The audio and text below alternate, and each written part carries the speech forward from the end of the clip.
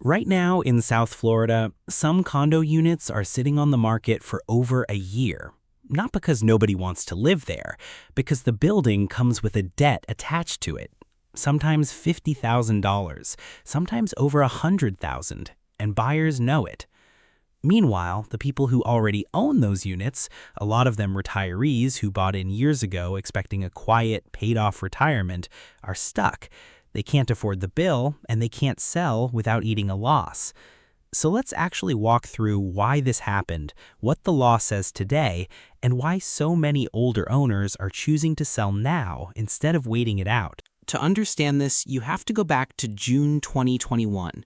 The partial collapse of Champlain Tower South in Surfside exposed something that had been building quietly across the state for decades: aging condo buildings whose reserve funds were systematically underfunded. Boards kept dues low by voting year after year to skip setting money aside for major structural repairs. The result was a crisis hiding in plain sight.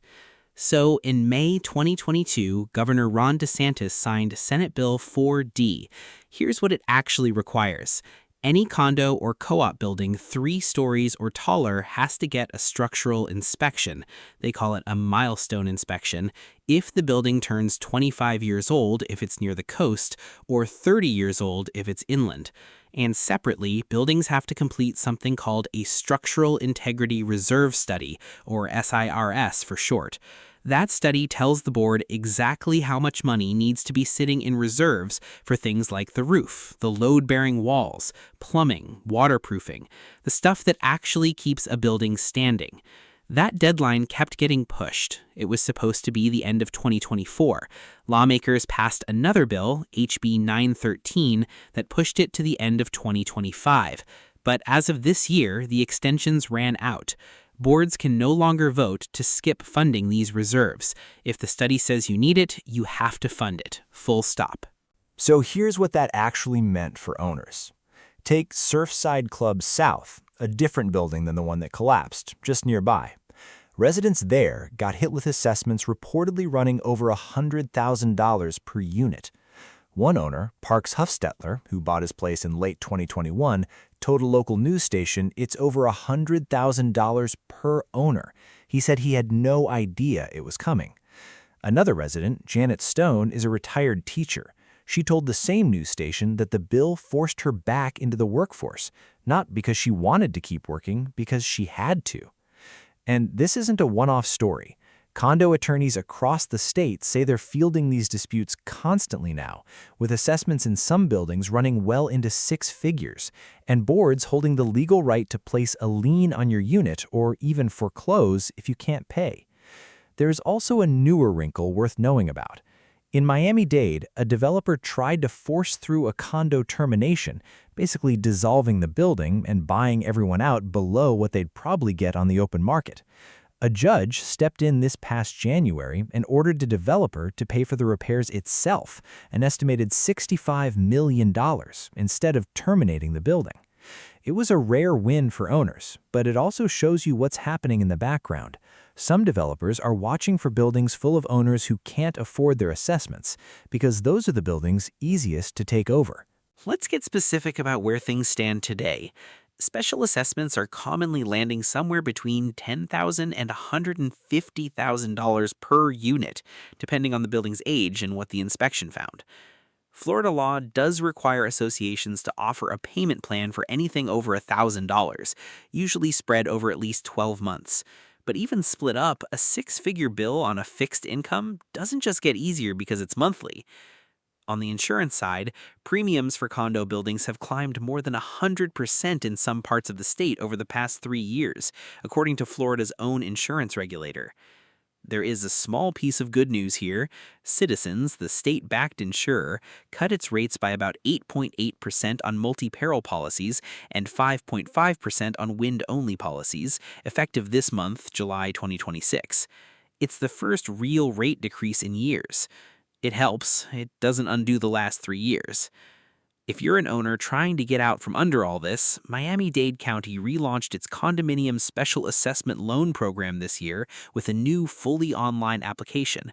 If you make less than 140% of the area median income, you may qualify for a loan up to $50,000 with a 40-year repayment term.